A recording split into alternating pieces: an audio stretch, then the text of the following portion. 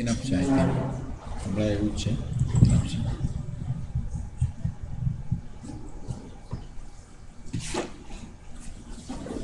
તો આપણે શરૂ કરીએ સમયસારનો સ્વાધ્યાય.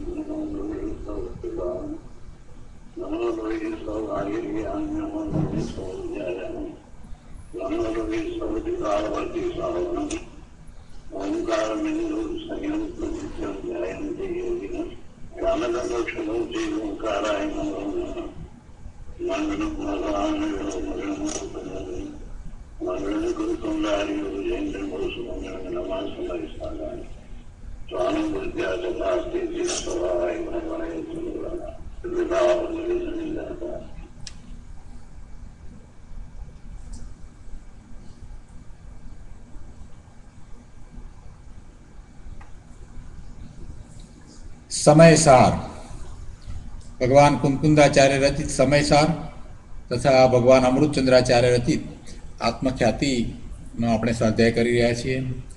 એમાં પુણ્ય પાપ અધિકાર ચાલે છે. પુણ્ય પાપ અધિકારમાં આપણે કળશ 9 સુધી સ્વાધ્યાય કર્યો છે. હવે આજે આગળ કળશ 110થી સ્વાધ્યાય કરીએ છીએ.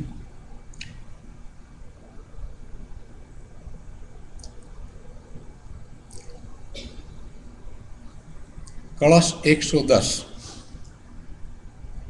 કળશ 110ની પહેલાં કહે છે કે હવે આશંકા ઉપજે છે કે, એમ કેમ કહ્યું? અગાઉ જે કળશ આવ્યો એ પછીથી આ વાત કરી છે. અગાઉના કળશમાં જે વાત આવી એમાં એ વાત કરી કે કર્મને દૂર કરીને પોતાના સમ્યક્ત્વ આદિ સ્વભાવ રૂપે પરિણમવાથી મોક્ષના કારણરૂપ થતું જ્ઞાન આપોઆપ પ્રગટ થાય છે. એટલે પોતાને સમ્યક જ્ઞાન આપોઆપ થાય છે. એટલે પોતે પોતાના સ્વરૂપને આપોઆપ પ્રાપ્ત કરી લે છે. આ વાત 109માં કળશમાં આવી. એટલે સમ્યક દર્શન એને થાય છે, પોતાના સ્વરૂપની એને પ્રાપ્તિ થાય છે, સ્વાનુભૂતિ થાય છે.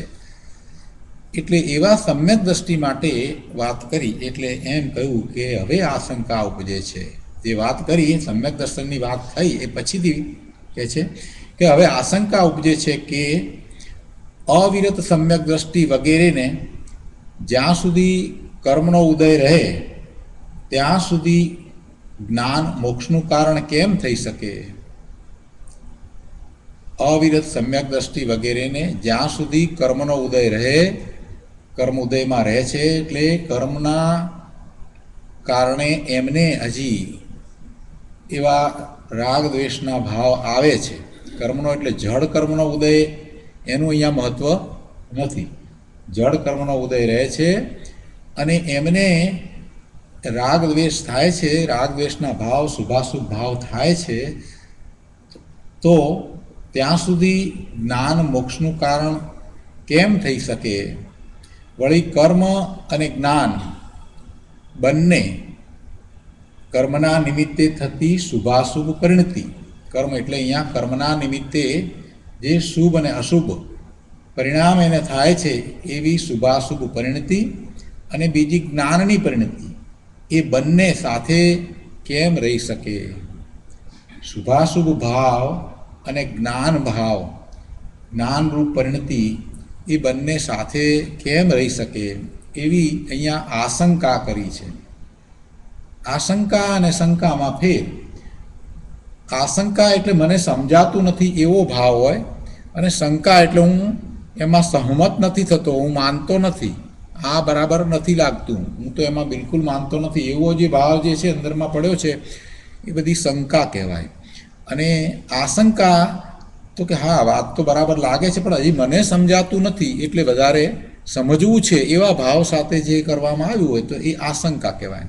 અહીંયા શિષ્યનો એવો ભાવ છે કે સમ્યક દર્શન થાય પછી એને હજી તો અવિરત સમ્યક દ્રષ્ટિ કયા છે, હજી ચારિત્રનો પુરુષાર્થ બધો બાકી રહ્યો છે મોક્ષ માર્ગમાં, સમ્યક દર્શન, સમ્યક જ્ઞાન, સમ્યક ચારિત્ર, એમ આખો મોક્ષ માર્ગ છે. તો ચારિત્રનો પુરુષાર્થ જ્યારે બાકી રહ્યો છે ત્યારે એવી દશાની અંદર આ અવિરત સમ્યક દ્રષ્ટિને હજી શુભ અને અશુભ ભાવ પણ હોય તો શુભાશુભ ભાવ પણ એક તરફ છે અને બીજી તરફ એમની જ્ઞાન પરિણતિ એટલે કે પોતાને સમ્યક શ્રદ્ધા થઈ છે એટલે જ્ઞાનમાં એમ જ આવે છે કે હું ત્રિકાળ શુદ્ધ છું, હું નાયક છું. અનુભવના કાળે જ્યારે પોતે પોતાના સ્વરૂપમાં જાય છે એ વખતે એવો અનુભવ થાય છે, એ વખતે પોતાના સ્વરૂપનો અનુભવ થાય છે, અલૌકિક આનંદ અનુભવાય છે, પોતાના સ્વરૂપને જ જાણે છે એટલે એના જ જ્ઞાન કરવાવાળા થાય છે એટલે સમ્યક જ્ઞાન પ્રગટ થાય છે. અને એટલો સમય જે આનંદ અને જ્ઞાનની દશામાં રહ્યા છે એ જેટલો સમય અંદર રહ્યા છે એવું એ નિશ્ચય ચારિત્ર છે. તો આવું પરિણમન, સમ્યક દર્શન, સમ્યક જ્ઞાન અને સમ્યક ચારિત્ર રૂપ પરિણમન છે એ જ મોક્ષનો માર્ગ છે, એ જ મોક્ષનું મુક્તિનું કારણ છે. હવે આ જે છે ત્રણે ત્રણ ખરેખર તો જ્ઞાનમાં સમાય છે એટલે કે એની જ્ઞાનની પર્યાય એને જાણે છે, અનુભવે છે. સમ્યક દર્શન, સમ્યક જ્ઞાન અને પોતાને આવતો અલૌકિક આનંદ, એમ એનું જ્ઞાનરૂપ પરિણમન એ મોક્ષનો માર્ગ છે. આ વાત લીધી એટલે હવે અહીંયા એમ કહેવું છે કે એને એ જ્ઞાન પરિણતિ એ બહાર આવ્યા છે પછી પણ એ જ જ્ઞાન પરિણતિ રહે છે, દ્રષ્ટિ સ્વરૂપ તરફ જ રહે છે કે હું ભગવાન આત્મા શુદ્ધ છું, ત્રિકાળ શુદ્ધ છું, મારામાં ક્યાંય કોઈ મલિનતા નથી, મારામાં કોઈ વિભાવ ભાવ નથી, મારામાં કોઈ વિકૃત ભાવ નથી, જે કંઈ છે તે બધું પર્યાયમાં છે, એ બધાથી જુદો છું, હું ત્રિકાળ શુદ્ધ એકમાત્ર જ્ઞાયક છું, હું તો જ્ઞાન કરું છું. અને કોનું જ્ઞાન કરું છું? તો મારા સ્વરૂપનું જ્ઞાન કરું છું, એવો હું શુદ્ધ છું. આ વાત એને કંઈ વારે વારે યાદ કરવી પડે છે એવું તો નથી, આ તો સહજ છે. એટલે સમ્યક દ્રષ્ટિની પરિણતિ છે એ આવી પરિણતિ હોય છે અને એવી પરિણતિ અને પાછા એને શુભ અને અશુભ ભાવ પણ આવે. તો કે આ બંને સાથે કઈ રીતે હોઈ શકે? પ્રશ્ન સમજાયો? પ્રશ્ન એવો છે કે એક તરફ હજી ચારિત્રનો પુરુષાર્થ આખો બાકી છે અને પોતે મોક્ષ માર્ગમાં આવી ગયા છે, શ્રદ્ધા સમ્યક થઈ છે, અનુભવ સહિત સમ્યક શ્રદ્ધા વર્તે છે, એટલે બહારમાં છે ત્યારે પણ જે વખતે શુભ અને અશુભ ભાવ પણ એમને આવે છે, શુભાશુભ રાગ દ્વેષના પરિણામ પણ એમને થાય છે. હજી માત્ર કસાઈની એક ચોકડી જ ગઈ છે અને 3 ચોકડી હજી બાકી રહી છે. એવે વખતે એમને પરિણતિ, જ્ઞાનની પરિણતિ એમ રહે કે હું ભગવાન આત્મા ત્રિકાળ શુદ્ધ જ્ઞાયક જ્ઞાયક જ્ઞાયક છું. તો આવી પરિણતિ અને આ તરફ શુભાશુભ ભાવનું થવું, આ બધું એક સાથે કેવી રીતે હોઈ શકે? આવી શિષ્યને આશંકા થઈ છે, સમજવું છે કે આ કેવી રીતે હોઈ શકે. સમજવા માટે થઈ અને આ પ્રશ્ન કર્યો અને આ પ્રશ્નના ઉત્તર રૂપે અમૃતચંદ્રાચાર્ય ભગવાને આપણને એક કળશ કહ્યો છે. એ કળશ 110મો કળશ છે. તો આપણે 110મો કળશ લઈએ અને એનો ઉત્તર સમજીએ, એનું સમાધાન પ્રાપ્ત કરીએ. કળશ 110.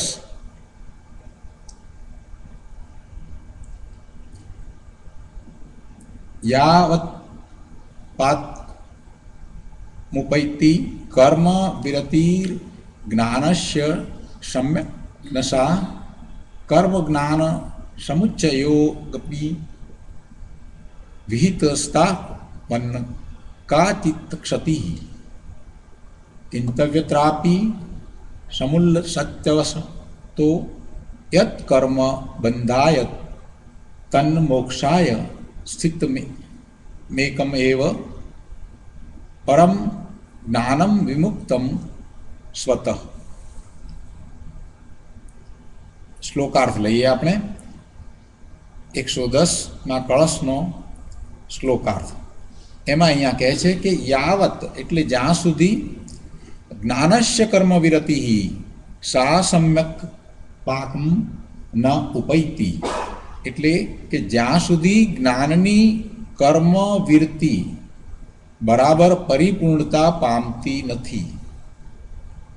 જ્ઞાનની કર્મવીરતિ બરાબર પરિપૂર્ણતા પામતી નથી. એનો અર્થ શું થયો કે હજી જ્ઞાન કેવળ જ્ઞાન રૂપે પૂર્ણપણે પરિણમતું નથી, એટલે કે પૂર્ણ દશા થઈ નથી. જ્ઞાનની કર્મવીરતિ હજી પૂર્ણતાને પ્રગટ નથી કરતી, એટલે હજી કેવળ જ્ઞાન નથી થયું. હજી મોક્ષ માર્ગમાં તો છે, સમ્યક દર્શન થયું છે એટલે મોક્ષ માર્ગમાં તો છે, પણ હજી પૂર્ણતા હજી આવી નથી. ત્યાં સુધીની વાત લીધી છે કે જ્યાં સુધી જ્ઞાનની કર્મવીરતિ બરાબર પરિપૂર્ણતા પામતી નથી, તાવત કર્મ જ્ઞાન સમુચ્ચય વિહિત ન કા ચિત્ત ક્ષતિ, ત્યાં સુધી કર્મ અને જ્ઞાનનું એકટાપણું ભેગા થવા ભેગા રહેવાપણું, કર્મ અને જ્ઞાનનું એકટાપણું શાસ્ત્રમાં કહ્યું છે. શું કહ્યું? જ્યાં સુધી જ્ઞાનની કર્મવીરતિ બરાબર પરિપૂર્ણતા પામતી નથી, ત્યાં સુધી કર્મ અને જ્ઞાનનું એકઠાપણું શાસ્ત્રમાં કહ્યું છે.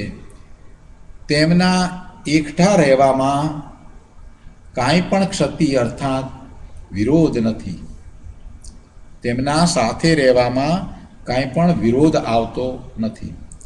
કિંતુ અત્ર અપી અવસત યત કર્મ સુમુલ્લસતિ, એટલે કે પરંતુ અહીં એટલું વિશેષ જાણવું કે આત્મામાં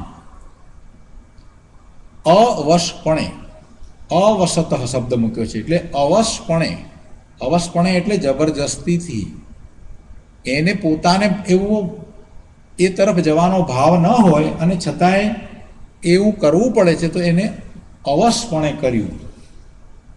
તમારે અહીંયા આવવું નથી અને એવા સંયોગો સર્જાયા કે આવવું પડ્યું, એટલે એ અવશપણે જબરજસ્તીથી જે કર્મ પ્રગટ થાય છે અર્થાત ઉદય થાય છે, તત બંધાય તે તો બંધનું કારણ છે.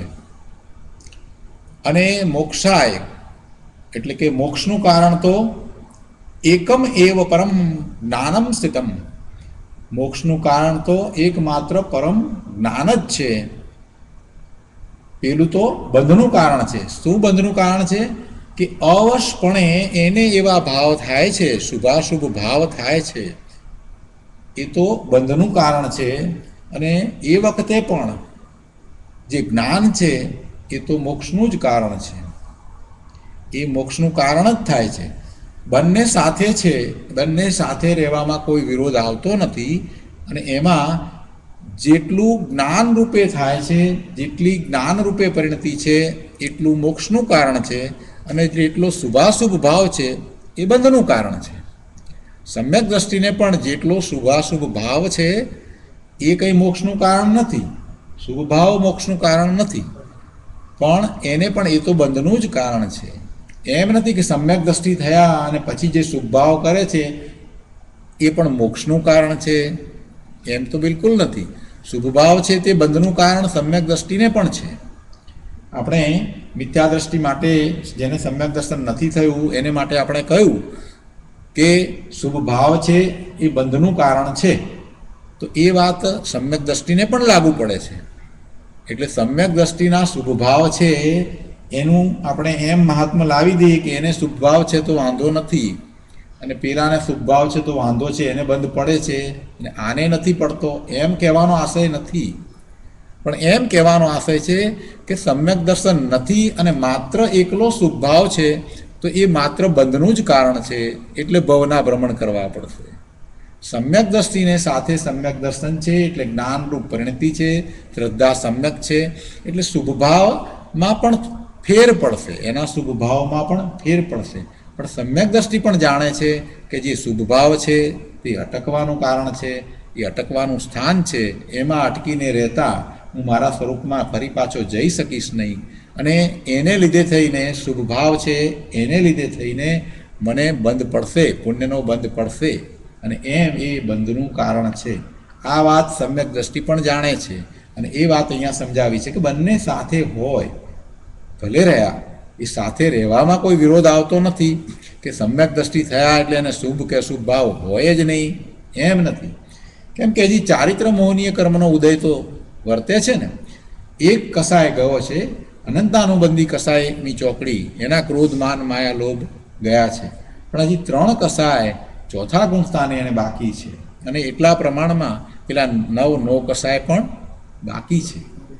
આવી દશા જે છે ત્યારે હજી એને ચારિત્ર પૂર્ણ ચારિત્ર પ્રગટ નથી થયું, તો એને પણ શુભાશુભ ભાવ હોય છે. ચોથા શું 5મા ગુણસ્થાને પણ એમ જ છે, 6ઠ્ઠા ગુણસ્થાને પણ એમ જ છે.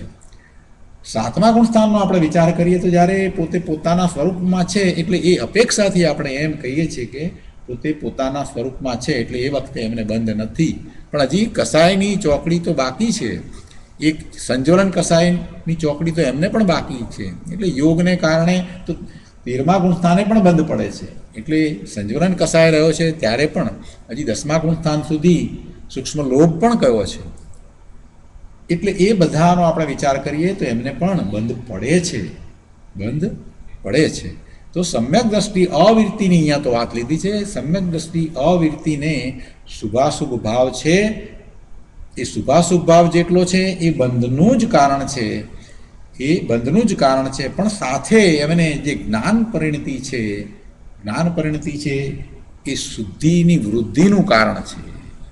જ્ઞાન પરિણતિ દ્વારા એ પોતે શુદ્ધિની વૃદ્ધિ કરતા જાય છે, એ એમને માટે એ મોક્ષ માર્ગમાં કારણરૂપ થાય છે. બહુ સરસ વાત સમજાવી છે. સમાધાન કેટલું સુંદર આપ્યું છે. શું કહ્યું કે મોક્ષનું કારણ તો જે એક પરમ જ્ઞાન છે તે એક જ થાય છે. પેલું શુભભાવ કંઈ મોક્ષનું કારણ નથી થતું. શું શબ્દ મૂક્યા છે કે જે એક પરમ જ્ઞાન છે તે એક જ થાય છે, મોક્ષનું કારણ એક જ થાય છે, બંને નથી થતા. એટલે શુભાશુભ ભાવ એ કંઈ મોક્ષનું કારણ થતું નથી. સમ્યક દ્રષ્ટિને પણ શુભાશુભ ભાવ મોક્ષનું કારણ નથી થતું, માત્ર એક પરમ જ્ઞાન છે તે જ થાય છે. બહુ સ્પષ્ટ છે. સ્વતઃ વિમુક્તમ, કે જે જ્ઞાન સ્વતઃ વિમુક્ત છે, અર્થાત 3 કાળે પરદ્રવ્ય ભાવોથી જુદું છે, ભિન્ન છે. સ્વતઃ એનો સ્વભાવ જ એ જ્ઞાનનો એવો છે કે એ બીજા બધા પરદ્રવ્ય પરભાવથી જુદું છે.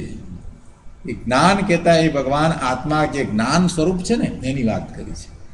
ભગવાન આત્મા જે જ્ઞાન સ્વરૂપ ત્રિકાળ જ્ઞાન સ્વરૂપ છે એ 3 કાળે પરદ્રવ્યથી અને પરભાવોથી જુદો છે. પરભાવ એટલે પરના લક્ષ્ય થતા પોતાના ભાવ, પરના લક્ષ્ય થતા પોતાના ભાવ, અને એવા ભાવ થાય છે તો જે પરિણામ થાય છે તે પુણ્ય કે પાપના બંધરૂપ પરિણામ થાય છે. જે એનો સ્વભાવ નથી, આત્માનો એ સ્વભાવ નથી. આત્માનો શુદ્ધ ભાવ છે, અને શુદ્ધ ભાવે જો એ પરિણમન કરે છે તો એવો એનો સ્વભાવ છે, અને એવા સ્વભાવ ભાવે પરિણમતા એને બંધ પડતો નથી. એમાં શુદ્ધિની વૃદ્ધિ થાય છે, ઘણી નિર્જરા થાય છે. ભાવાર્થમાં અહીંયા સમજાવે છે કે જ્યાં સુધી યથાખ્યાત ચારિત્ર થતું નથી ત્યાં સુધી સમ્યક દ્રષ્ટિને 2 ધારા રહે છે. યથાખ્યાત ચારિત્ર, યથાખ્યાત ચારિત્ર શું છે? કેવળ જ્ઞાન થાય છે, સર્વજ્ઞતા પ્રગટ કરે છે, સર્વ કસાયોનો અભાવ થઈ ગયો છે, અને જે દશા છે એ યથાખ્યાત ચારિત્ર છે. 12મા ગુણસ્થાન કે સર્વ કસાયોનો અભાવ થાય છે એટલે પૂર્ણ ચારિત્ર પ્રગટ થાય છે. એ ચારિત્ર એ યથાખ્યાત ચારિત્ર છે, એ યથાખ્યાત ચારિત્ર છે. કેમ કે એ જ આત્માનું સ્વરૂપ છે. જેવું સ્વરૂપ છે એવું પૂર્ણ સ્વરૂપે એનું પરિણમન થાય તો એ યથાખ્યાત ચારિત્ર થયું કહેવાય. એટલે કેવળ જ્ઞાન થાય પછી જ યથાખ્યાત ચારિત્ર હોય. એટલે જ્યાં સુધી યથાખ્યાત ચારિત્ર થતું નથી ત્યાં સુધી સમ્યક દ્રષ્ટિને 2 ધારા રહે છે. શુભાશુભ કર્મધારા અને બીજી જ્ઞાનધારા. શુભ અને અશુભ ભાવ થવા એવી ધારા, અને બીજી જ્ઞાનધારા. જો ઉપર પહેલા જ સ્પષ્ટતા કરી દીધી, મૂળ ગાથાના અર્થમાં સ્પષ્ટતા કરી કે અવશ્ય એને એમ ઈચ્છા થઈ જાય છે, એને એમાં ચાલ્યા જવું છે, એને એમાં રુચિ છે, એમ નહીં, પણ એવા શુભાશુભ ભાવ એને થાય છે. અવશ્ય, અવશ્યપણે થાય છે. એવું થાય છે, કેમ કે હજી ચારિત્ર મોહનીયનો ઉદય વર્તે છે ને એટલા માટે થાય છે. એટલે શુભાશુભ જે કર્મધારા એ હોય છે અને સાથે જ્ઞાન ધારા પણ છે. એટલે સમ્યક દ્રષ્ટિને બે ધારા રહે છે. તે બંને સાથે રહેવામાં કાંઈ પણ વિરોધ નથી. વિરોધ ક્યારે આવે? વિરોધ ક્યારે આવે તો કે મિથ્યાત્વ અને સમ્યક્ત્વ એ બે સાથે હોય એમ બને નહીં. અંધકાર અને પ્રકાશ બે સાથે હોય એમ બને નહીં. પ્રકાશ છે તો અંધકાર નથી, અંધકાર છે તો પ્રકાશ નથી. એ બંને વિરુદ્ધ ભાવ છે. સમ્યક શ્રદ્ધા અને મિથ્યા શ્રદ્ધા એ બેને વિરોધ ભાવ છે. એટલે અહીંયા વિરોધ આવતો નથી. એટલી વાત પણ સાથે સમજાવી છે કે જેમ મિથ્યા જ્ઞાનને અને સમ્યક જ્ઞાનને પરસ્પર વિરોધ છે, તેમ કર્મ સામાન્યને અને જ્ઞાનને વિરોધ નથી. સમ્યક જ્ઞાન આત્માનું જ્ઞાન અને મિથ્યા જ્ઞાન એ આત્માનું જ્ઞાનથી વિરુદ્ધ પ્રકારનું જ્ઞાન, એ બંને સાથે હોય તો વિરોધ થાય. એ જ રીતે શ્રદ્ધાની રીતે લઈએ તો સમ્યક શ્રદ્ધા અને મિથ્યા શ્રદ્ધા બંને એક વખતમાં ના એમ ન હોય, કાં તો સમ્યક શ્રદ્ધા હોય ને કાં તો મિથ્યા શ્રદ્ધા હોય. એટલે એમ વિરોધ થઈ શકે, પણ એવો વિરોધ તો ન જ થાય. અહીંયા જે લીધો છે એ પ્રમાણે કે એને શુભાશુભ ભાવ રૂપે જે ચારિત્રનો દોષ છે એ દોષ ચારિત્રનો છે, અને એ વખતે એને સમ્યક શ્રદ્ધા છે, તો એ બંને સાથે ન રહી શકે એમ ન થાય. હા, શ્રદ્ધા એની સમ્યક થઈ છે તો એ પરિણતિ રહે છે. અંદરમાંથી જે બહાર આવ્યા છે તો પણ પરિણતિ રૂપે એની શ્રદ્ધા તો સાચી જ રહેવાની, સમ્યક શ્રદ્ધા જ રહે છે. શ્રદ્ધામાં કોઈ ફેર પડતો નથી. કર્મ અપેક્ષાએ સમજીએ તો પણ એમ જ છે. આ દર્શન મોહનીય ગયું છે અને એ વખતે ચારિત્ર મોહનીયના ઉદય હોય, એને દર્શન મોહનીય ગયું છે એટલે સમ્યક શ્રદ્ધા એની થઈ છે. તો ચારિત્ર મોહનીય હજી પૂર્ણપણે ન ગયું હોય, માત્ર એક ચોકડી ગઈ છે, તો બીજા ચારિત્ર મોહનીયના ઉદય હોય તો શુભાશુભ પરિણતિ થાય આપણને લાગે. પણ શ્રદ્ધા તો દર્શન મોહનીય ગયું છે તો બરાબર જ હોય ને. સમ્યક થઈ છે શ્રદ્ધા તો સમ્યક શ્રદ્ધા તો રહે જ. હજી ચારિત્રમાં દોષ આવે પણ શ્રદ્ધા તો સમ્યક છે, અને એ દોષ આવે છે એને પણ એ જાણે છે કે આ દોષ છે. શ્રદ્ધામાં એને એમ નથી કે આ દોષ નથી, એવું છે, એવું તો છે જ નહીં. એટલે શ્રદ્ધામાં તો એને બરાબર જ છે કે આ શું છે. પોતાના સ્વરૂપની શ્રદ્ધા જ્યારે થઈ છે ત્યારે તો અલૌકિક આનંદનો પણ અનુભવ છે અને આત્માનું જ્ઞાન થયું છે. અને એમ હવે જે શ્રદ્ધા વર્તે છે, હવે એ શ્રદ્ધા તો જાય જ નહીં, એ તો રહે જ છે, એ સતત રહે છે. છતાંય અવશપણે શુભાશુભ ભાવ આવ્યા છે તો ચારિત્રનો દોષ છે, અને ચારિત્રનો દોષ હજી ચારિત્ર મોહનીયની ચોકડી બાકી રહી છે તો આવે છે. એથી કંઈ એની શ્રદ્ધા થોડી બદલાઈ જાય છે, એથી કંઈ શ્રદ્ધા થોડી ફેર પડી જાય છે. સમ્યક શ્રદ્ધા તો રહે જ છે. હવે એ ચારિત્રનો પુરુષાર્થ કરી જ લેશે, કેમ કે સમ્યક શ્રદ્ધા છે. એટલે જે ચારિત્ર મોહનીયને કારણે જે દોષ છે એને દોષ રૂપ જાણી અને એનો પુરુષાર્થ તો થવાનો જ છે, એ દોષને દૂર કરશે જ. સમ્યક્ત્વ આચરણ ચારિત્રમાં 25 પ્રકારના દોષને દૂર કરે છે ને, એવું સમ્યક્ત્વ આચરણ તો એને હવે શરૂ થઈ જ ગયું છે. એ દોષને એ દૂર કરશે જ. અને પછી આગળ વધીને એ સંયમ લેશે, દેશ ચારિત્ર લેશે તો 5મા ગુણસ્થાનની દશાને પણ પોતે અંતરમાં પ્રગટ કરશે, અને એવું દેશ ચારિત્ર બાહ્યમાં પણ હશે. મુનિ થશે તો બાહ્યમાં એને 6ઠ્ઠા ગુણસ્થાનનું ચારિત્ર હશે, અને પછી પોતાના પુરુષાર્થ, ઉગ્ર પુરુષાર્થ દ્વારા અંતરંગ દશા 7મા ગુણસ્થાનની પ્રગટ કરશે. એટલે એ તો કરવાના જ છે. જેની શ્રદ્ધા સમ્યક થઈ છે એને શું વાંધો છે? એ તો હવે મોક્ષ માર્ગમાં જ છે, માર્ગમાં આવ્યા છે તો હવે એ માર્ગે આગળ વધવાના જ છે. એમને ક્યાં હવે વધારે ભાવ થવાના છે. બહુ સરસ વાત છે પ્રભુ. એટલે અહીંયા કેટલી બધી સ્પષ્ટતા કરી છે કે તે સ્થિતિમાં કર્મ પોતાનું કાર્ય કરે છે અને જ્ઞાન પોતાનું કાર્ય કરે છે. જેટલા અંશે શુભાશુભ કર્મધારા છે તેટલા અંશે કર્મબંધ થાય છે. શુભ ભાવ છે એ એમને પણ કર્મબંધનું કારણ છે. માટે જેટલા અંશે કર્મધારા છે, શુભાશુભ ભાવ છે, એવા પરિણામ પણ થાય છે ને, પુણ્ય અને પાપના બંધ થાય છે. અને જેટલા અંશે જ્ઞાનધારા છે તેટલા અંશે કર્મનો નાશ થતો જાય છે, શુદ્ધિની વૃદ્ધિ કરતા જાય છે, નિજરા થતી જાય છે. વિષય કસાયના વિકલ્પો કે વ્રત નિયમના વિકલ્પો, શુદ્ધ સ્વરૂપનો વિચાર શુદ્ધા કર્મબંધનું કારણ છે. જો થોડી સૂક્ષ્મ વાત લીધી છે, શાંતિથી સમજવાની છે. વિષય કસાયના વિકલ્પો છે. વિષય કસાયના વિકલ્પો કેવા છે? અશુભ. એ અશુભ વિકલ્પ છે અને એની સાથે રહેલો ભાવ જે છે તે અશુભ ભાવ છે. એ પાપ બંધનું કારણ છે. એ હોય કે પછી વ્રતના નિયમના વિકલ્પો હોય. વ્રત નિયમના વિકલ્પો શુભ વિકલ્પ છે જે પુણ્યબંધનું કારણ છે. એટલે અશુભ વિકલ્પો હોય કે શુભ વિકલ્પો હોય, અરે એટલે સુધી કે શુદ્ધ સ્વરૂપનો વિચાર શુદ્ધા, એટલે વિકલ્પમાં છે. કેમ? વિચારમાં અને વિકલ્પમાં છે તો એ પણ શુભ ભાવ છે. મારું શુદ્ધ સ્વરૂપ છે એવું વિકલ્પ સહિત આત્માની કેવી દશા હોય એની વાત આપણે કરી રહ્યા હોય ને આપણે એમ કહેતા હોઈએ ને એમ કે શુદ્ધ સ્વરૂપ છે, ત્રિકાળ ભગવાન આત્મા જ્ઞાયક છે, હું એવો જ્ઞાયક છું, પણ હજી વિકલ્પમાં જ્યાં સુધી છે તો એ વિકલ્પ સાથે જે ભાવ છે એ શુભ ભાવ છે. અને વિકલ્પથી ખસી અને પોતે પોતાના સ્વરૂપમાં જાય છે. બહારમાં ક્યાં સુધી રહ્યો હતો? વિકલ્પમાં હતો ત્યાં સુધી બહારમાં હતો. આપણે કરતા કર્મ અધિકારમાં છેલ્લી ગાથાઓમાં એ વાત સમજ્યા કે નિશ્ચય નહીંથી જેવું શુદ્ધ સ્વરૂપ છે એ નિશ્ચય નહીં જે દ્રષ્ટિનો વિષય છે એ દ્રષ્ટિના વિષયની વાત કરી રહ્યો છે. ત્યાંની આપણે વાતને સમજીએ છીએ, ભાવમાં જવું છે ત્યારે પણ જે નિશ્ચય નહીંનો જે વિકલ્પ છે એ વિકલ્પને પણ છોડીને પોતે પોતાના સ્વરૂપમાં જાય છે. આટલે સુધી તો વાત કરી દીધી છે. જ્યાં સુધી વિકલ્પ છે ત્યાં સુધી શુદ્ધ ભાવ છે. મનન મંથન ચિંતન આપણે કરીએ છીએ ત્યારે વિકલ્પ હોય છે. મનન મંથન ચિંતન આપણે જે કરીએ છીએ, હું જ્ઞાયક છું, હું રટણ અંદરમાં ચાલે છે, પણ વિકલ્પ સહિત છે. ને વિકલ્પ સહિતનો આપણો જેટલો પુરુષાર્થ છે એમાં આપણને શુભબંધ પડે છે.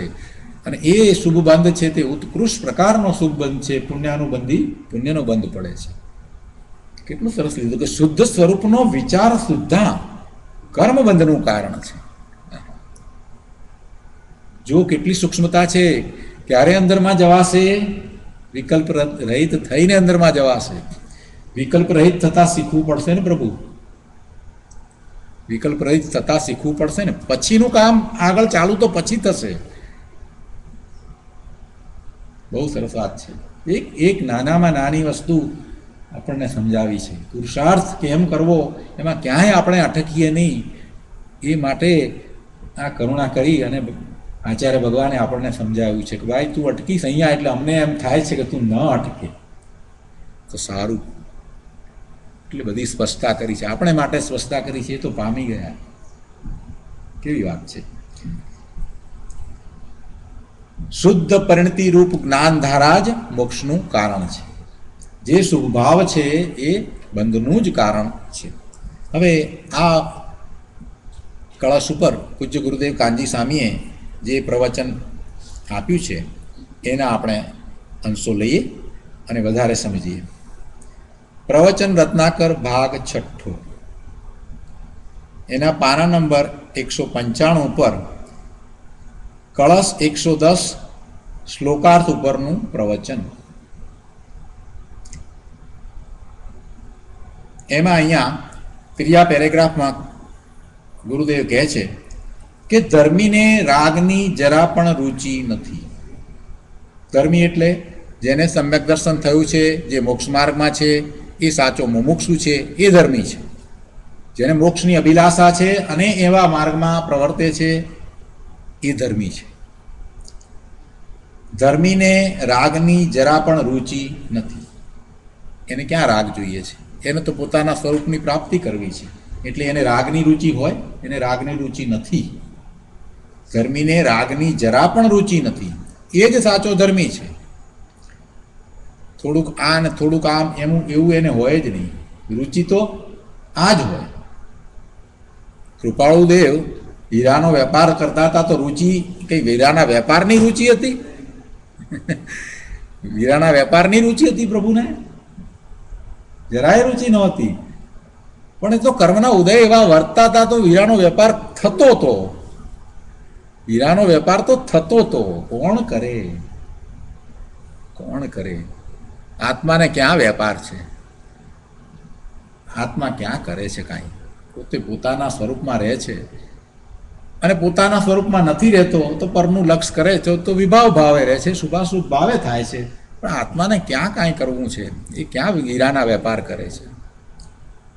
અહીંયા કહે છે કે ધર્મીને રાગની જરા પણ રુચિ નથી, છતાં તેને શુભાશુભ રાગ થાય છે. જે પુણ્ય પાપના ભાવ એને થાય છે તે બંધનું કારણ છે એમ કહેવામાં આવ્યું છે. એ વાત અહીંયા સમજાવી છે. જો ગુરુદેવે શરૂઆત જ કઈ રીતે કરી, આખી ગાથાને, આ કળશને કેવી રીતે એઝ એ હોલ સમજ્યા છે. જો આપણને એક લીટીમાં મૂળ વાત આપી દીધી છે. ગુરુદેવની સમજ જુઓ. આટલી લીટી વાંચીને પણ આપણે ચાલ્યા ગયા હોય ને તોય વાંધો ના આવે કે આખા કળશમાં શું વાત જે છે ભાવ આપણને આપી દીધો. કહે છે કે તો જ્ઞાનીનો ભોગ નિદ્રાનો હેતુ છે એમ કહ્યું છે ને. કોઈકે પ્રશ્ન કર્યો કે શાસ્ત્રમાં તો આવું વાંચવામાં અમારે એવું આવ્યું છે કે જ્ઞાનીને તો ભોગ છે એ પણ નિદ્રાનો હેતુ છે એમ કહ્યું છે ને. ભાઈ ત્યાં અપેક્ષા જુદી. સમજાવવું હોય કે જ્ઞાની જ્યારે પોતે પોતાના સ્વરૂપનો અનુભવ કરી ચૂક્યા છે, જેમને સાચી શ્રદ્ધા વર્તે છે, ત્યારે એમના જે શુભાશુભ ભાવરૂપ પરિણમન થાય છે એ એવા બંધનું કારણ થતું નથી. એટલે અપેક્ષાથી એમ સમજાવી દીધું છે. કેમ કે એ વખતે એમને નિદ્રા થાય છે ને, એમની દ્રષ્ટિ આત્મા તરફ રહી છે, એટલે એવા બંધ થતા જ નથી. પણ એમને પણ એના બંધ તો પડે છે. એ તો અપેક્ષા સમજાવી છે. અહીંયા કહે છે કે હા, પણ કઈ અપેક્ષાએ? એ તો સમકીતીને જેને ભગવાન પૂર્ણ આનંદનો નાથ અનુભવમાં આવ્યો છે. ભગવાન અનુભવમાં આવ્યા એટલે કયા ભગવાન આવ્યા છે? પોતાનું સ્વરૂપ, પોતાનો આત્મા અનુભવ આવવામાં આવ્યો છે એની વાત છે. સમયસારની 72મી ગાથામાં આત્માને 3 વખત ભગવાન કહ્યો છે. ટીકાની અંદર 3 વખત અમૃતચંદ્રાચાર્ય ભગવાને આત્માને ભગવાન કહ્યો છે એમાં આવે છે. એટલે આત્માને તો અમે ભગવાન કહીએ છીએ. ભગવાન આત્મા એની વાત છે. અહીંયા શું કહે છે કે એ તો સમકીતીને જેને ભગવાન એટલે પોતાનો ભગવાન આત્મા પૂર્ણ આનંદનો નાથ અનુભવમાં આવ્યો છે તેને દ્રષ્ટિનું જોર છે. તો તે કાળમાં એને જે ભોગનો ભાવ આવ્યો તે એને ભોગની રુચિ નહીં હોવાથી નિદ્રી જાય છે. એની નિદ્રા તો થઈ જાય છે અને ખરી જાય છે. એ અપેક્ષાએ જ્ઞાનીનો ભોગ નિર્જરાનો હેતુ કયો છે. ત્યાં એના એ ભોગનો મહિમા નથી, દ્રષ્ટિનો મહિમા છે. ત્યાં કે દ્રષ્ટિ એવી થઈ છે અને આમ એ હજી ચારિત્ર મોહનીયનો પૂરેપૂરો ક્ષય થયો નથી ને, એટલે વર્તે છે. એટલે એ અપેક્ષાએ સમજાવવું છે કે ત્યાં એના એ ભોગનો કંઈ મહિમા નથી કરવાનો, પણ દ્રષ્ટિનો એ મહિમા છે એમ વાત છે. બીજાને સમજાવવું છે કે સમ્યક દ્રષ્ટિને એ વખતે પણ નિજરા થાય છે. નિજરા ઘણી થાય છે, નિર્જરા ઘણી થાય છે અને બંધ અલ્પ પડે છે. એટલે ટોટલ શું થયું તો કે નિર્જરા. ટોટલ તો નિર્જરા જ થઈ ને, વધારે નિર્જરા અને ઓછો બંધ એવી દશા હોય છે. પણ એ વખતે એને કારણે એમને બંધ તો પડે છે, પણ એ તરફની રુચિ નથી. આસક્તિ કેટલી? આસક્તિ નથી એટલી. રાજ બધું મળ્યું છે, એટલું મોટું રાજ મળ્યું હોય, સમ્યક દ્રષ્ટિ હોય તો કે રાજ પ્રત્યેની એટલી આસક્તિ નથી. ચક્રવર્તીને આટલું બધું મળ્યું હોય તો કે એટલી એને આસક્તિ હશે? જે મળ્યું છે એના પ્રત્યે એટલી આસક્તિ છે? નથી, આસક્તિ નથી. પણ એના તરફનું જેટલું સૂક્ષ્મ પણ વલણ છે એ બંધનું જ કારણ છે. એમને એટલા મોટા રાજની આસક્તિ હોય તો ક્યાં ભવે છૂટે? આસક્તિ કરીને કેવા પરિણામ કરે? ક્યાં આસક્તિ? એમને કંઈ આસક્તિ નથી. જો આસક્તિ થવી કે ન થવી એમાં વસ્તુ કંઈક કારણભૂત નથી. વસ્તુ છે તો આસક્તિ થાય છે એવું કાંઈ નથી. સાવ ભિખારી છે જેને કાંઈ નથી એને ખૂબ આસક્તિ હોય, ખૂબ આસક્તિ હોય, વસ્તુ જે નથી એના પ્રત્યેનો ખૂબ રાહ અને ખૂબ આસક્તિઓ, ખૂબ તૃષ્ણાય હોય, એને ખૂબ કર્મ બાંધે. એવું નથી કે કંઈ નથી ને સાદાઈથી રહે છે એટલે એને આસક્તિ નથી ને તૃષ્ણા નથી એમ માની લેવાના કોઈ કારણ નથી હોતા.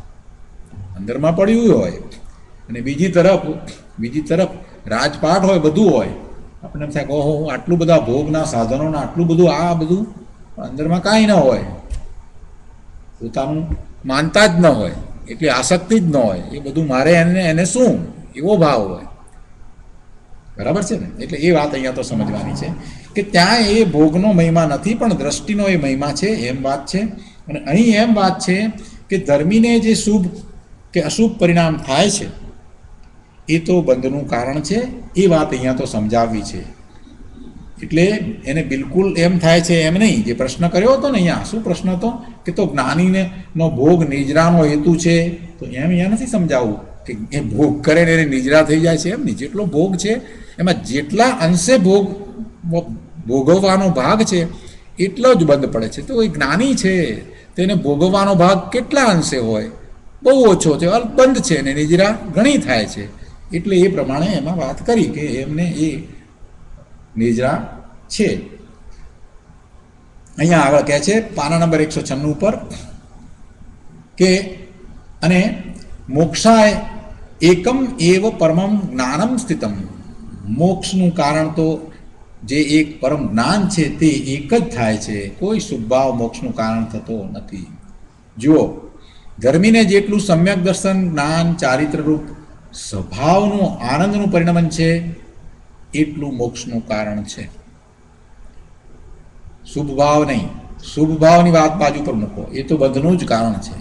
મોક્ષનું કારણ કેટલું છે કે જેટલું શુદ્ધ ભાવ રૂપે પરિણમન છે એટલું જ મોક્ષનું કારણ છે. શુદ્ધ ભાવ રૂપ પરિણમન કહો કે સમ્યક દર્શન, સમ્યક જ્ઞાન, સમ્યક ચારિત્ર રૂપ આનંદનું પરિણમન કહો, બે વાત એક જ છે. જેટલા શુભાશુભ ભાવ છે એ બંધનું કારણ છે. અને આ નિર્મળ રત્નત્રય કહું, સમ્યક દર્શન, સમ્યક જ્ઞાન, ચારિત્ર રૂપ પરિણમન એ જ મોક્ષનું કારણ છે. નીચે ત્રીજા પેરેગ્રાફમાં પણ કહે છે કે પૂર્ણ બંધ રહિત તો પોતે ભગવાન થાય ત્યારે થાય. ભગવાન કેવળી સંપૂર્ણ અબંધ છે, મિથ્યા દ્રષ્ટિને સંપૂર્ણ બંધ છે. અને મોક્ષાર્થી, મોક્ષ માર્ગી સમકીતી સાધક જીવને કાંઈક અબંધ અને કાંઈક બંધ છે. જો ત્રણેયની વાત લીધી, મિથ્યા દ્રષ્ટિ જે મોક્ષ માર્ગમાં આવ્યો નથી એ, અને બીજા કે જેમણે મોક્ષ માર્ગમાં પૂર્ણતાને પ્રગટ કરી લીધી છે, કેવળ જ્ઞાન થયું છે, એ બે એક્સ્ટ્રીમ છેડા લીધા છે. અને વચ્ચે કે જે હજી એ પુરુષાર્થમાં છે, જેને સમ્યક દર્શન થયું છે એવો સમકીતી સાધક જીવ, એ ત્રણેયને અહીંયા લઈ અને હવે સમજાવ્યું છે. એ ત્રણમાં જે મોક્ષાર્થી સમકીતી સાધક જીવ છે એને કાંઈક અબંધ અને કાંઈક બંધ છે. મિથ્યા દ્રષ્ટિને તો બંધ જ છે, એને તો બીજું કાંઈ થતું નથી. એ તો શુભ ને અશુભ ભાવ કરે છે એટલે બંધ જ કરે છે. શું કરે? શુભ ભાવ કરે, અશુભ ભાવ કરે એટલું બંધ જ કરે છે. અને જે પૂર્ણ સ્વરૂપને પ્રાપ્ત કરી ચૂક્યા છે એમને કાંઈ બંધ પડતા નથી. અને આ જે છે એની વાત અહીંયા ચાલે છે સમકીતીની. એને જેટલો શુભ ભાવ કે અશુભ ભાવ થાય છે એટલું બંધ પડે છે, અને જેટલો શુદ્ધ ભાવ થાય છે એટલી નિજરા થાય છે, એટલી શુદ્ધિની વૃદ્ધિ થાય છે. સમકીતી ધર્મીને કાંઈક બંધનો અભાવ અને કાંઈક બંધનો સદભાવ બંને એક સાથે હોય છે. બંધનો અભાવ થાય છે, નિજરા થાય છે, અને કાંઈક બંધનો સદભાવ એટલે કે કાંઈક બંધ પડે છે. ઓછા બંધ પડે છે, ઘણી નિજરા થાય છે.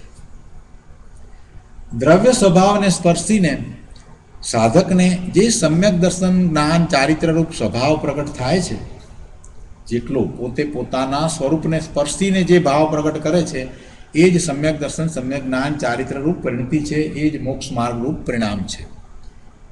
દ્રવ્ય સ્વભાવને સ્પર્શીને, દ્રવ્ય સ્વભાવ કેવો છે? શુદ્ધ છે, પોતાનો ભગવાન આત્માનો કેવું સ્વરૂપ છે? જ્ઞાન આનંદનું સ્વરૂપ છે. એને સ્પર્શીને જે ભાવ જે છે એ સમ્યક દર્શન, સમ્યક જ્ઞાન, સમ્યક ચારિત્ર રૂપ છે. અને એ સ્વભાવ પ્રગટ થાય છે એ જ્ઞાન જ એકલું મોક્ષનું કારણ છે, અને જેટલો શુભાશુભ ભાવે પરિણમે એટલું બંધનું કારણ છે. આવું જ સ્વરૂપ છે. આગળ એના પછીના પેરેગ્રાફમાં કહે છે કે જ્યાં સુધી પૂર્ણ વિતરાગ દશા ન થાય ત્યાં સુધી સાધકને રાગ રહિત દશા અને કાંઈક રાગ સહિત દશા, જ્યાં સુધી પૂર્ણ વિતરાગ દશા નથી થતી ત્યાં સુધી સમ્યક દ્રષ્ટિ સાધકને રાગ રહિત અને રાગ સહિત એવી બંને દશા એક સાથે હોય છે. એ બેને સાથે રહેવામાં કોઈ વિરોધ નથી. મિથ્યા દર્શન અને સમ્યક દર્શનને સાથે રહેવામાં વિરોધ છે, કેમ કે એમાં તો શ્રદ્ધા આવી, મિથ્યા શ્રદ્ધા અને સમ્યક શ્રદ્ધા ના, એમ બે સાથે ન હોય. બરાબર ને? આપણે પહેલા વાત કરીએ એ પ્રમાણે જ્યાં મિથ્યા દર્શન હોય ત્યાં સમ્યક દર્શન ન હોય, અને સમકિત હોય તો પછી મિથ્યા દર્શન ન હોય. પણ કાંઈક રાગ અને કાંઈક વિતરાગતાને સાથે રહેવામાં વિરોધ નથી. વિતરાગતા તો કસાય રહિત દશા છે, એ તો કસાય રહિત દશા છે. હવે પૂર્ણ વિતરાગતા નથી તો જેટલી વિતરાગતા છે એ મોક્ષ માર્ગ છે. જેટલા અંશે વિતરાગતા પ્રગટ થઈ એટલા અંશે મોક્ષ માર્ગમાં છે, અને એ સિવાય જેટલા અંશે એ શુભ કે અશુભ ભાવમાં જે છે એ બંધમાં છે, એ બંધનું કારણ છે. પણ શ્રદ્ધામાં કાંઈ ફેર નથી. શ્રદ્ધામાં કાંઈ ફેર નથી.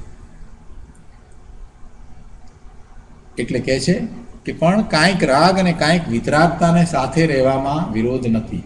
પણ ત્યાં જે આત્મદર્શન જ્ઞાન અને રમણતા રૂપ વિતરાગતા છે, રમણતા એટલે ક્યાં રમણતા કરે છે?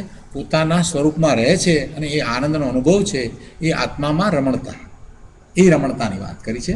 જેટલો સમય ત્યાં રહે છે એટલી એમાં લીનતા થાય છે, અને એ રમણતા છે. એ સુખ અને આનંદના પરિણામ છે પ્રભુ, એ કંઈ દુઃખના પરિણામ નથી. મુનિ પરિસહ સહન કરે છે અને ઉપસર્ગ સહન કરે છે, 22 પરિસહ સહન કરે અને કેટલાય ઉપસર્ગ સહન કરે, દેવકૃત ઉપસર્ગ પણ સહન કરે અને પ્રાણીકૃત ઉપસર્ગ પણ સહન કરે, મનુષ્યકૃત ઉપસર્ગ પણ સહન કરે.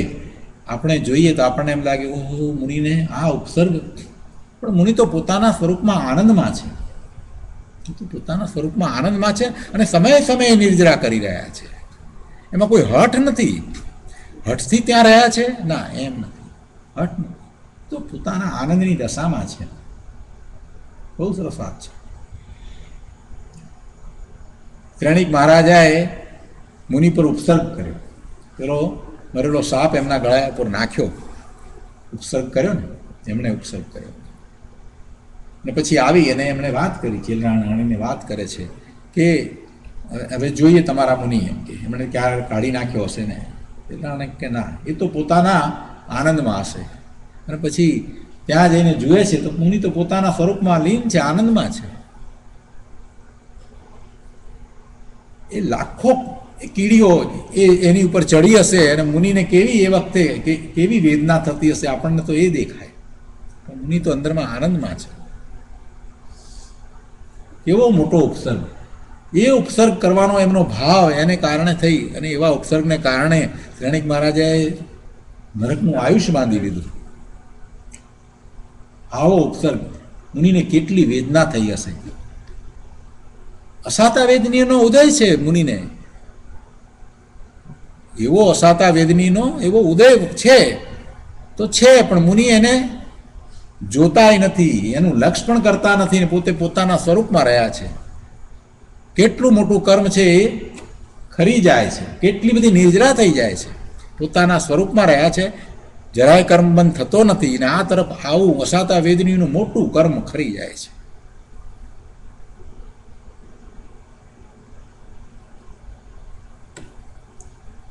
આવી વિતરાગતા. હઠ નથી મુનિને, હઠ નથી, હઠ કરીને નથી રહ્યા, તો આનંદમાં રહ્યા છે, એમ નિર્જરા થાય છે.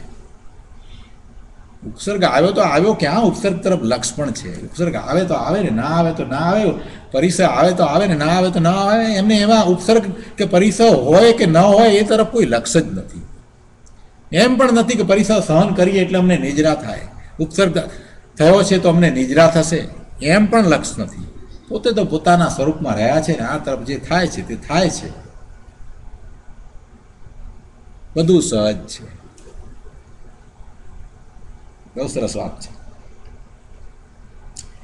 અહીંયા કહે છે ગુરુદેવ કે પણ ત્યાં જે આત્મદર્શન, જ્ઞાન અને રમણતા રૂપ વિતરાગતા છે તે મોક્ષનું કારણ થાય છે.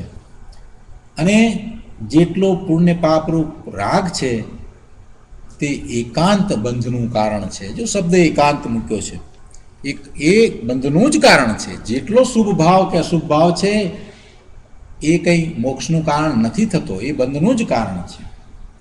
એ વખતે છે આપણે કંઈ કંઈ સમકીતી છે, એનો સ્વભાવ પણ ઊંચો, બધી વાત બરાબર, પણ તોય ઊંચો છે તો ઊંચું પુણ્ય પણ કાંઈ મોક્ષનો માર્ગ એ નથી થતો, મોક્ષનું કારણ નથી થતું. આપણે કહીએ ને કે ભાઈ મિથ્યા દ્રષ્ટિના શુભભાવ અને સમ્યક દ્રષ્ટિના શુભભાવમાં પણ ફેર છે. એનો અહોભાવ, એનો જે અહોભાવ જે છે તીર્થંકર ભગવાન પ્રત્યે, કેવળી ભગવાન પ્રત્યે એનો જે અંદરમાં જે ભાવ હોય એ બહુ ઉત્કૃષ્ટ હોય. કેમ ઉત્કૃષ્ટ હોય? કે એને સાચી સમજ આવે છે.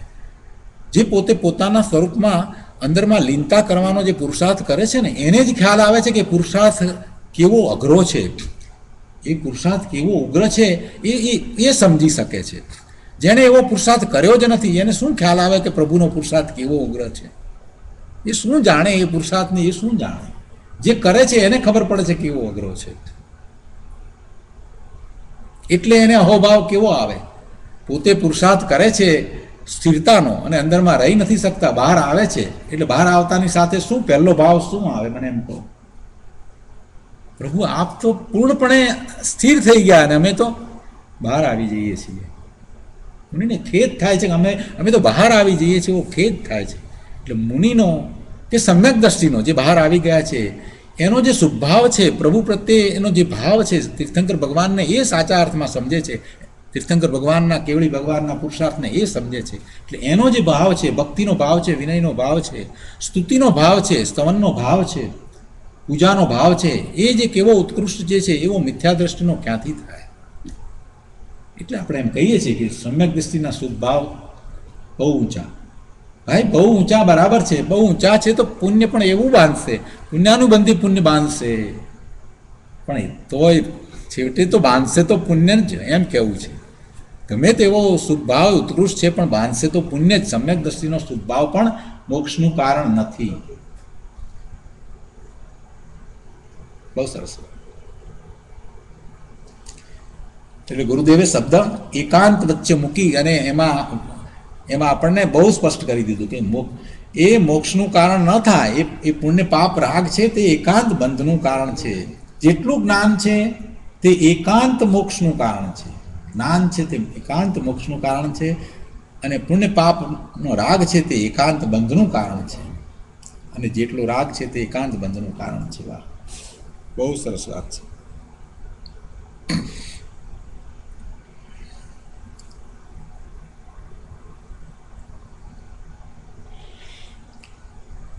આગળ હવે આપણે ભાવાર્થ ઉપર આપેલ પ્રવચનમાંથી કેટલાક અંશ લઈએ.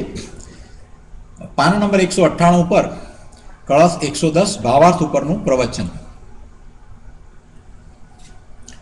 એમાં ગુરુદેવ કહે છે, ભાવાર્થમાં જે વાત આવીને એનો વિસ્તાર કરતા કહે છે, પહેલા ભાવાર્થની કહે છે કે જ્યાં સુધી યથાખ્યાત ચારિત્ર થતું નથી ત્યાં સુધી સમ્યક દ્રષ્ટિને બે ધારા રહે છે, શુભાશુભ કર્મધારા અને જ્ઞાનધારા. આ વાત ભાવાર્થમાં આવી. એને સમજાવતા ગુરુદેવ કહે છે કે જુઓ શું કહ્યું કે સમ્યક દ્રષ્ટિને આત્માનું દર્શન થયું, ભાન જ્ઞાન થયું અને અંશે શુદ્ધનું પરિણમન પણ થયું. અંશે શુદ્ધનું પરિણમન પણ થયું. પણ પરિપૂર્ણ શુદ્ધનું પરિણમન એટલે યથાખ્યાત ચારિત્ર ન થાય ત્યાં સુધી બે ધારા રહે છે. પૂર્ણ ચારિત્ર નથી થયું એટલે પૂર્ણ ચારિત્ર પ્રગટ નથી એટલે એવું પૂર્ણપણે પરિણમન નથી. એટલે શુદ્ધનું પરિણમન અંશે કહ્યું. શુદ્ધનું પરિણમન એ અપેક્ષાએ અંશે કહ્યું. અહીંયા અંશે શબ્દ ગુરુદેવે મૂક્યો છે ને એને સમજવાનો છે. સમ્યક દ્રષ્ટિને આત્માનું દર્શન થયું છે, આત્માનું જ્ઞાન અને ભાન થયું છે ને પછી એવું થયું છે તો એને અંશે શુદ્ધ પરિણમન થાય છે. દ્રષ્ટિ સાચી થઈ, સમ્યક થઈ એટલે હવે પરિણમન અંશે શુદ્ધ પરિણમન થાય છે. એટલે અંશે શુદ્ધનું પરિણમન પણ એને થયું છે, પણ પરિપૂર્ણ શુદ્ધ પરિણમન નથી. પરિપૂર્ણ શુદ્ધ પરિણમન તો તીર્થંકર ભગવાનને છે. એટલે પરિપૂર્ણ શુદ્ધનું પરિણમન, જેને આપણે યથાખ્યાત ચારિત્ર કહીએ, એ જ્યાં સુધી નથી ત્યાં સુધી બે ધારા રહે છે. એક શુભાશુભ કર્મધારા એટલે રાગધારા અને બીજી જ્ઞાનધારા. અહીંયા રાગધારામાં એકલી શુભ લીધી નથી, પણ શુભ અને અશુભ બે હોય છે. કેમ કે હજી એવા અશુભ પણ પરિણામ થાય છે, હજી શુભ પરિણામ પણ થાય છે. રાગથી ભિન્ન એવી આત્મજ્ઞાનની ધારા પણ વહે છે, એ પણ છે, અને શુભ અને અશુભ એ પણ છે. તે બંને સાથે રહેવામાં કાંઈ પણ વિરોધ નથી. આ વાત જે ભાવાર્થમાં આવીને એનો વિસ્તાર કરતા ગુરુદેવ કહે છે કે શુદ્ધ ચૈતન્ય સ્વભાવના અવલંબનથી પ્રગટેલી સમ્યક દર્શનની જ્ઞાનધારા અને પરના અવલંબનથી પ્રગટેલી શુભાશુભ ભાવની રાગધારા. રાગધારા કેવી રીતે થાય? પરનું લક્ષ્ય કરતા શુભાશુભ ભાવ થાય, અને જ્ઞાનધારા સ્વના લક્ષ્ય થાય. શુદ્ધ ચૈતન્ય ભગવાન આત્મા અંદરમાં બેઠો છે ને, વિરાજે છે ને, ત્રણેય કાળ પડ્યો છે ને, ક્યાં ગયો છે? આ ઉભો. બેનશ્રી મેને કહ્યું છે ને, જીવતો જાગતો આ ઉભો ક્યાં જાય? એ ચૈતન્ય ભગવાન આત્મા, એનું અવલંબન કરવાથી, એનો આશ્રય કરવાથી જે જ્ઞાનધારા થાય છે, જે સમ્યક દર્શન, સમ્યક જ્ઞાન, સમ્યક ચારિત્રના પરિણામ થાય છે, એ એટલે એની વાત કરતા કહ્યું કે શુદ્ધ ચૈતન્ય સ્વભાવના અવલંબનથી પ્રગટેલી સમ્યક દર્શનની જ્ઞાનધારા એ ચાલે છે. અને પરનું અવલંબન, પરમાં તીર્થંકર ભગવાન પ્રત્યક્ષ સામે બિરાજતા હોય સમુસરણમાં, તો પણ એ સ્વથી જુદા છે. સ્વ ભગવાન આત્માથી આ તીર્થંકર ભગવાન જુદા છે, એટલે સ્વથી જુદા પર. બરાબર છે? એમનું લક્ષ્ય કરતા શુભ ભાવ થાય છે, અહોભાવ થાય છે, ભક્તિનો, પૂજાનો, વિનયનો ભાવ થાય છે, એ શુભ ભાવ, એ ધારા. અથવા તો એ ગૃહસ્થાશ્રમમાં છે એટલે ઘરમાં કંઈક કરી રહ્યો છે, બીજા લક્ષ્ય કરીને કંઈ પણ કરી રહ્યો છે, તો એને અશુભ ભાવ પણ થાય છે. એટલે સ્વ અને પર, સ્વ એટલે પોતાનું સ્વરૂપ, એનું લક્ષ્ય કરવાથી જે થાય છે તે જ્ઞાનધારા છે, અને પરનું લક્ષ્ય કરતાં શુભ અથવા તો અશુભ એવા બંને પ્રકારે જોઈએ તો એ ભાવ છે તે રાગધારા, રાગની ધારા છે. એટલે એ રાગધારા, એ બે એક સમય રહેવામાં વિરોધ નથી. જેમ સમ્યક જ્ઞાન અને મિથ્યા જ્ઞાનને સાથે રહેવામાં પરસ્પર વિરોધ છે, એવો અહીંયા વિરોધ નથી. જેમ મિથ્યા જ્ઞાન હોય ત્યાં સમ્યક જ્ઞાન ન હોય, અને સમ્યક જ્ઞાન હોય ત્યાં મિથ્યા જ્ઞાન ન હોય, એવી વાત જે છે એમાં વિરોધ છે, એવો વિરોધ અહીંયા તો નથી. અહીં તો કર્મ સામાન્ય એટલે પુણ્ય પાપના ભાવ, કર્મ સામાન્ય લીધું છે ને, એટલે પુણ્ય પાપના ભાવ બંનેની વાત આવી જાય છે. અને જ્ઞાનને સાથે રહેવામાં વિરોધ નથી, એ વાત અહીંયા તો સમજાવી છે. સમકીતીને ચોથે ગુણસ્થાને લડાઈના ભાવ પણ હોય છે, અને પાંચમા ગુણસ્થાન સુધી રૌદ્ર ધ્યાન પણ હોય. કેવા ભાવ છે? અશુભ ભાવ. એ અશુભ રાગની ધારા છે. અને સમ્યક દર્શન, જ્ઞાન અને અંશે સ્થિરતા છે તે જ્ઞાન ધારા છે. બાહુબલી સ્વામી અને ભરત સ્વામી ચક્રવર્તી બંને સમ્યક દ્રષ્ટિ, બંને આ ભવે મોક્ષે જનારા, બંને ચરમ શરીરી, આ જ ભવમાં મોક્ષે જનારા. અને લડાઈ થઈ ને, બંને વચ્ચે યુદ્ધ થયું. તો શું એ લડાઈની રુચિ હતી? અંદરમાં અંદરમાં એવો તીવ્ર કસાય પડ્યો હતો? ના, એ તો પૂર્વના એવા કર્મનો ઉદય હતો, તો સંયોગો આવવાના હતા તો આવ્યા, પણ એ સંયોગો તરફનો એમનો દ્રષ્ટિકોણ કેવો હતો એનો આપણે વિચાર ક્યારેય નથી કર્યો. આપણે એ વિચાર કરવાનો છે એમને શું ક્યાં કંઈ કરવું જ હતું, એ તો એવા કર્મના ઉદય હતા, તો એ સંયોગને એ ટાળી નથી શકતા, તો નથી ટાળી શકતા, સંયોગ આવ્યા, એ વાત લીધી છે. પણ છતાં એ તો પોતે સમકીતી છે, ક્ષાયિક સમકીતી છે, આ ભવે મોક્ષે જનાર છે. એમને જે જ્ઞાન ધારા ચાલી રહી છે અંદરમાં, એટલે એમને તો શાંતિ જ છે, અંદરમાં તો શાંતિ જ પડી છે. એને મિથ્યા દ્રષ્ટિને જે કસાયમાં જે તીવ્ર કસાયને લીધે થઈને જે દુઃખ જે છે એવું નથી કાંઈ. રાગની અશાંતિની ધારા છે અને સમ્યક દર્શન જ્ઞાનની તો શાંતિની ધારા છે. હવે અહીંયા આગળ પણ વાત જે કરી છે એને સમજાવે છે કે તે સ્થિતિમાં કર્મ પોતાનું કાર્ય કરે છે અને જ્ઞાન પોતાનું કાર્ય કરે છે. એમ જે કહ્યું ભાવાર્થમાં કે આ બંને ધારા ચાલે છે, તે સ્થિતિમાં કર્મ પોતાનું કાર્ય કરે છે અને જ્ઞાન પોતાનું કાર્ય કરે છે. તો એની અહીંયા આપણને સમજ આપી છે, કહે છે કે એનો અર્થ શું થાય, તો કે છે આવી સ્થિતિમાં કર્મ એટલે પુણ્ય પાપના ભાવ, કર્મ એટલે પુણ્ય પાપના ભાવ એ બંધનું કાર્ય કરે છે, એને લીધે થઈને બંધ પડે છે. અને સ્વભાવના અવલંબને પ્રગટેલા જે દર્શન જ્ઞાન તે શુદ્ધતા અને શુદ્ધતાની વૃદ્ધિનું અર્થાંત સંવર નેજરાનું કામ કરે છે. એ વખતે નેજરા થાય છે, સંવર થાય છે. જેટલો શુદ્ધ ભાવ છે એટલો જ સંવર છે. જો સંવર શુદ્ધ ભાવ વિના હોય નહીં, એકાસનું કરીને બેસી જઈએ આપણે એમ કે અમને સંવર, આજે સંવર છે, એમ સંવર નથી હોતો. સંવર તો અંતરમાં જાય તો સંવર થાય. સંવર એટલે આશ્રવ ન થવા, એ સંવરની દશા. આશ્રવ ન થવા એટલે શુભ કે અશુભ બેમાંથી કોઈ પણ આશ્રવ ન થાય એવી દશા, એ તો પોતાના સ્વરૂપમાં જાય તો થાય, એ સંવર છે. તો આશ્રવ ન થાય, આશ્રવ રહિત દશાને આપણે સંવર કહીએ છીએ. જે લૌકિકમાં આપણે બહારમાં જે કહેવામાં આવે છે, વ્યવહારથી જે કહ્યું આપણે સંવર કહીએ કે એકાસનું કરીને ઉપાશ્રયમાં બેસી રહીએ એવો સંવર, એ સંવર નથી. પણ એ સારી વાત છે. તમે પચખાણ કરી અને શાંતિથી બેસો છો અને તમને સામાયિક છે એ વખતે આ બધું સારું છે. તમે શુભભાવમાં છો અને શુભભાવમાં તમે શાસ્ત્રનો અભ્યાસ કરી શકો છો અને ત્યાં જ બેઠા છો એટલે બહાર જવાનું નથી, એટલે કેટલો બધો સમય મળી જાય છે. આખો દિવસ તમે ત્યાં રહો છો એટલે બીજી વાતની કોઈ ચિંતા નહીં, કંઈ કરવું નથી, એમાં પડવું નથી, અને માત્ર આખો દિવસ સવારથી સાંજ સુધી એકમાત્ર બસ ધર્મની વાત કરવી છે. અને જો તમારી યોગ્યતા હોય એ વખતે એવી, તો તમે ધ્યાનમાં કદાચ અંદરમાં પણ ચાલ્યા જાઓ, કેમ કે બીજી કોઈ વાત નથી. એટલે એ બાહ્ય સંવર છે, એ સારી વાત છે, પણ સાચો સંવર નથી. એ નિશ્ચયથી સંવર તો ક્યારે થાય કે પોતાના સ્વરૂપમાં જાય તો સંવર થાય છે. તો એ વાત અહીંયા લીધી છે. એ સંવર નિજરાનું કામ કરે છે. સાધકને એક સમયે બે હોય છે અને બેયનું કામ ભિન્ન ભિન્ન છે. આગળ 199 પાના ઉપર કહે છે કે વિતરાગને કર્મધારા હોતી નથી. વિતરાગને કર્મધારા હોતી નથી. તીર્થંકર ભગવાન, કેવળી ભગવાન પૂર્ણ વિતરાગ થયા છે, એમને કોઈ કર્મધારા હોતી નથી. એકલી જ્ઞાનધારા છે.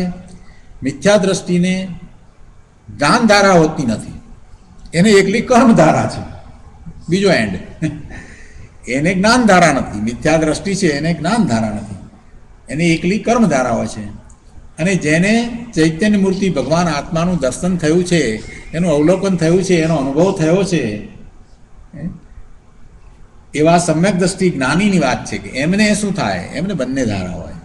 જેને ચૈતન્ય મૂર્તિ ભગવાન આત્માનો ચૈતન્ય પ્રકાશ પર્યાયમાં પ્રગટ્યો નથી, એવા મિથ્યા દ્રષ્ટિ જીવને એકલી કર્મધારા એટલે રાગધારા વર્તે છે, તેને કેવળ બંધ જ છે. જ્યારે સાધક છે, જેને પોતાના સ્વરૂપનો અનુભવ થયો છે, એવા જ્ઞાન મૂર્તિ ચૈતન્ય ભગવાન આત્માને જેણે અનુભવ્યું છે, એને બંને ધારા હોય છે. અને એવી બંને ધારા હોવામાં કોઈ વિરોધ નથી. તો આજનો સ્વાધ્યાય આપણે અહીંયા સુધી રાખીએ છીએ. હવે આજના સ્વાધ્યાય સંબંધી કઈ પ્રશ્ન અથવા પ્રતિભાવ હોય તો આપણે લઈએ.